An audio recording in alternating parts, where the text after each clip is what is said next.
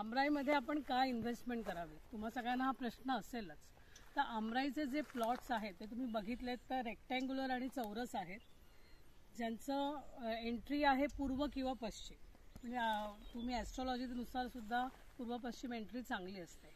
आमराईमध्ये आपण कुठेही निसर्गाशी तडजोड केलेली नाहीये, कारण आपण सगळीकडे झाडच लावले.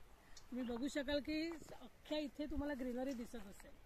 आपण जे डिमार्केशन आहे ते सुपारीच्या झाडांचं केलं आहे. इन्व्हेस्टमेंट पॉईंट ऑफ व्ह्यू, तुम्ही इथे समजा प्लॉट घेतला आणि तुम्हाला वाटलं की आपण इथे घर बांधावं, तर तुम्ही एक छोटंसं टुमदार घर बांधू शकता. 600 स्क्वेअर फीटचं 2 BHK घर सुद्धा इथे स्वस्तात होऊ शकतं, कारण ते लोड बेअरिंग सुद्धा तुम्ही करू शकता.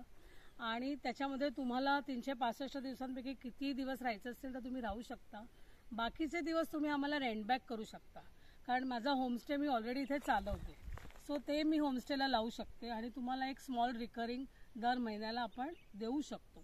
त्याच्यातून तुमच्या प्लॉटचा मेंटेनन्स जाईल, तुम्हाला 1-2 पैसे हाताशी मिळू शकतात.